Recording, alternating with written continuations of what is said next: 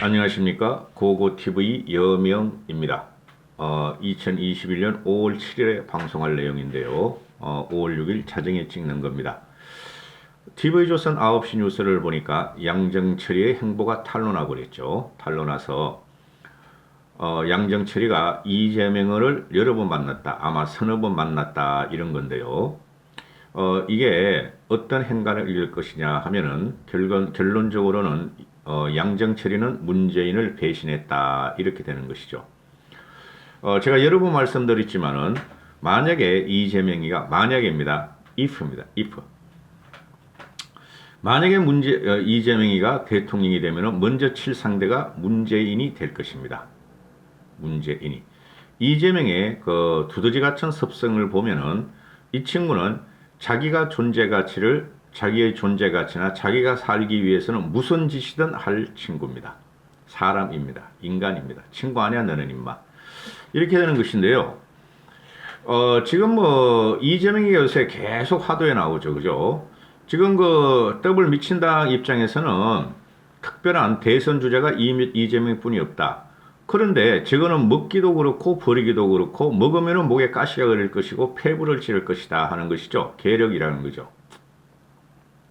그래서 저 같은 경우는 586이나 친문 세력에서 반드시 한 명의 대권 주자를 내놓는다. 그리고 강성 친문들이나 문재인의 추공을 갖다가 방어하기 위한 것. 친문들이나 문재인의 그 쫄따구들은 목표는 하나라고 말씀드리죠. 문재인의 운명을 갖다가 노명같이 만들지 않겠다는 것뿐이 없습니다. 나라고 뭐가 없어요, 걔네들은.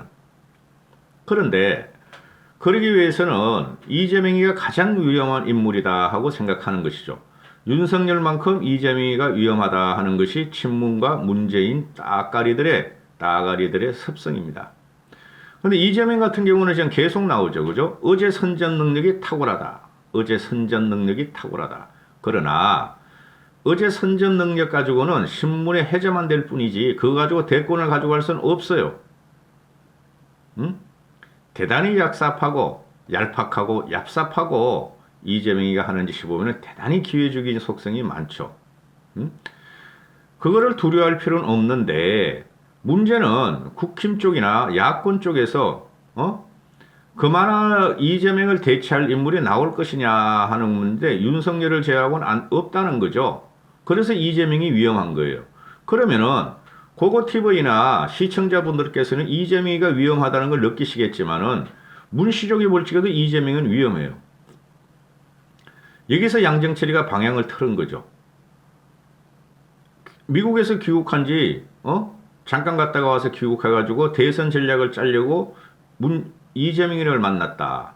그러면은 첫 번째 이재명과 문시족 문 대통령의 화해와 또는 접합을 시도한다는 전략이 있을 것이고 두 번째 문재인을 버리고 이재명 쪽으로 간다 하는 게 있죠. 그러면 문재인을 갖다 어떤 경우든 그 정치인들의 약속은 믿을 수가 없어요.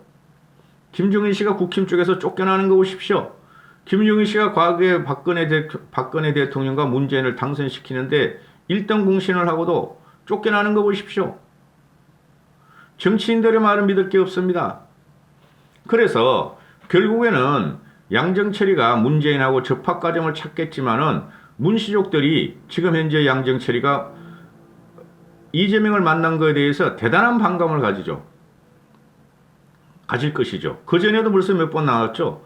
그 미친 손혜원이가 나와가지고 말이야. 이재명이란 말이야. 애초부터 문재인의 편이 아니었고 문재인의 적을 돌린 것이고 또 윤건영이라는 놈이 나오죠. 윤건영이 나와서 양정철이가 무슨 영향가가 있겠느냐. 양정철이가 언론에서 띄워가지고 양정철이가 모든 걸 주도한다 그러는데 그렇지 않다. 큰 영향력이 없다. 이렇게 벌써부터 비하를 했죠. 양정철이가 들어오기 전에요. 그렇죠. 그래서 양정철이를 보고 지금 그 4.15 총선 때 민주당이 압승을 하고 당시 한국당이 참패를 하니까 참패도 아니야. 그거는 몰락과정이었어.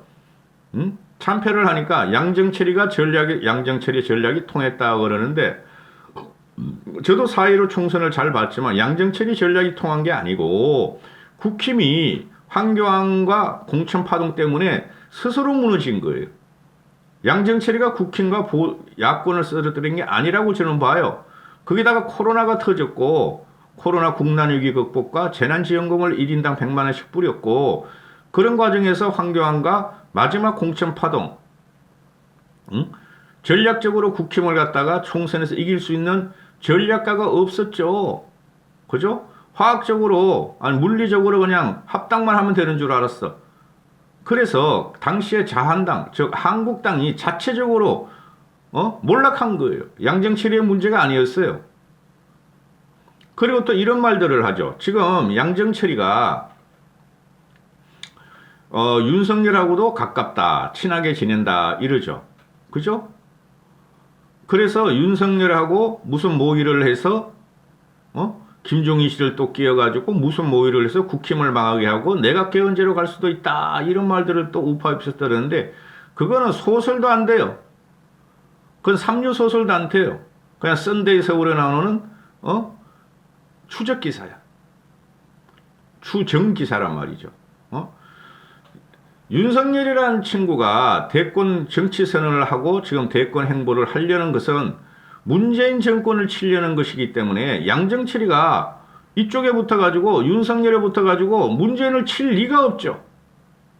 어떻게든 수석을 아저씨도 살으니까 지금 문재인 쪽에서 양정철이를 비토를 하고 특히 친문들은 그죠? 문재인 쪽에 민주당 애들하고 열민당 애들이 한 180석이 되잖아요. 최소한 120명이 강성 친문입니다. 제가 말씀드리는 홍위병들이에요. 문재인의 홍위병. 양정철이가 그런 위험을 무릅쓰고 지금 이재명을 만났다는 것은 접합점을 한번 찾아보자 하는 소리일 것이고 두 번째는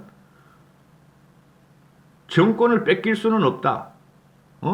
그래서 이재명 편을 들어야 되겠다. 이재명 편을 들면은 문시족과 문재인이 하고 대치 관계에 가니까 문재인을 배신하는 꼴이 되죠. 이런 걸 보시면 돼요. 문재인이가 언제 이재명을 칭찬하는 거 봤습니까, 여러분? 문재인이가 언제 이재명을 청와대로 초청해가지고 밥 한 끼 먹이는 거 봤어요? 아니라는 거죠. 그죠? 그래서 지금 여론조사로서는 이재명이가 뭐 20%대 나와요. 지금 윤석열이는 한 30%대 나오고 이러고 있죠. 그죠?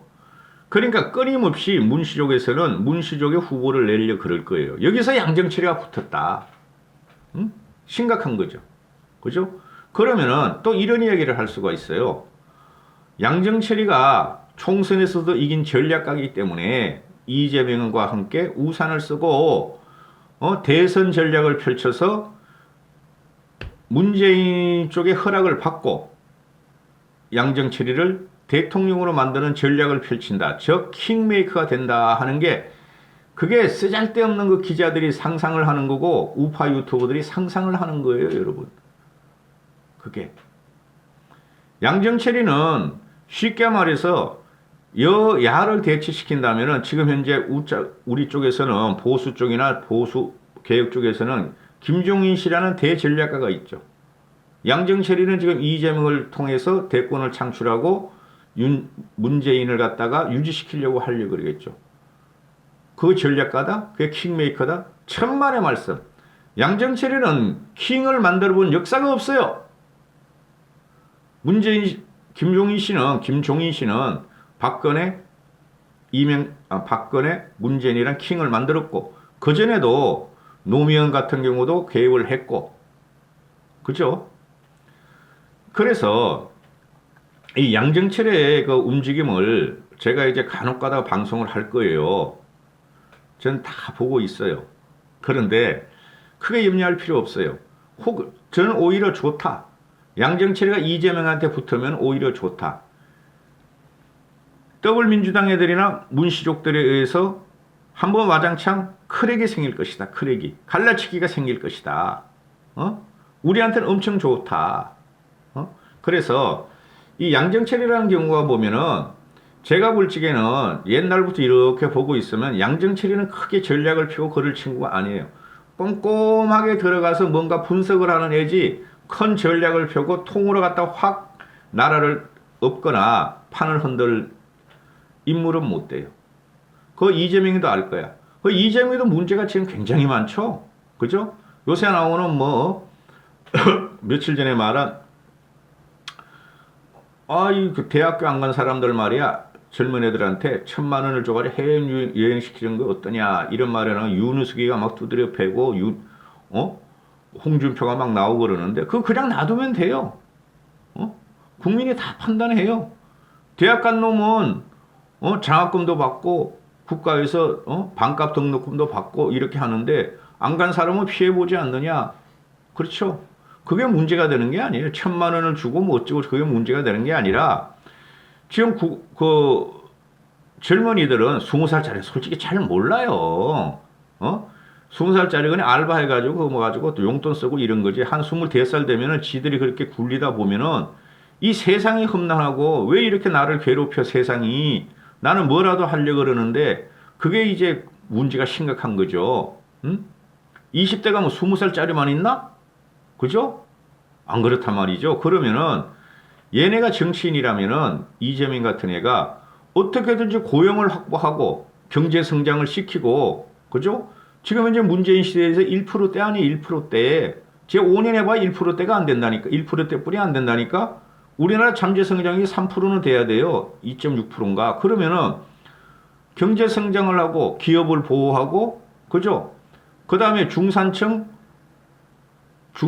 상중하 하면 상류층이라고 뿐이 말할 수 없어요. 중산층 고소득층을 보호하면서 부를 나눠 가져야 해야 되는데 이재명이는 부자걸 뺏어가지고 가난한 자에게 주자는 철저하게 사회주의적인 생각을 갖고 있는 애예요. 그 지금 2030들이 그런 걸 눈치 못 챌 리가 없어요. 내가 돈이 있어가지고 돈이 없어서 돈을 벌려고 그러는데 알바해봐야 한 달에 밤새도록 하루에 15시간을 해봐야 한 달에 200만 원 좀 넘더라. 15시간 해봐야 최저임금 적용한 데도 많아요 지금. 거기서 세금을 떼어가더라. 결국 우리 세금을 뺏어가지고 우리보다 더 가난한 자에게 주겠다는 소리 아닌가. 만인 대 만인의 투쟁을 갖다가 유도하는 게 바로 이 이재명이라는 놈이에요. 그럼 그걸 해결하려면은 방법 없어요. 경제 성장하고 기업 보호하는 것뿐이 없어요. 기업이 좀 부정이 있더라도 기업이 성장을 해서 고용을 확장하는 수뿐이 없어요. 근데 문재인하고 이재명은 그걸 갖다가 지금 안 하고 있죠. 그냥 부자 거 중간층을 뺏어가지고 그냥 그 사람들한테 돈을 주면서 포퓰리즘을 하겠다는 소리죠. 거기서 대선이 요번에 결정나게 돼 있어요. 대선이. 이재명이도 본격적으로 검증에 들어가고 야권에서 지금 사람이 없으니까 지금 26%, 25% 받는 거야. 이재명이가. 야권에서 본격적으로 대권 주자가 확립되는 순간 이재명이 날아가요. 그렇기 때문에 문시족이나 모를 리가 없어요. 문시족들이. 이재명보다 정치력이 탁월한 애들이 엄청 많아요. 여권의 산전수전 겪은 정치꾼들이. 우리는 산전수전 공중전을 겪은 김종인 씨가 있다. 이렇게 되는 것이고, 국힘에 지금 전략을 편다는 애들, 대권 주자들은 산전수전이 아니라 산전뿌리 못 겨렸어, 걔네들은.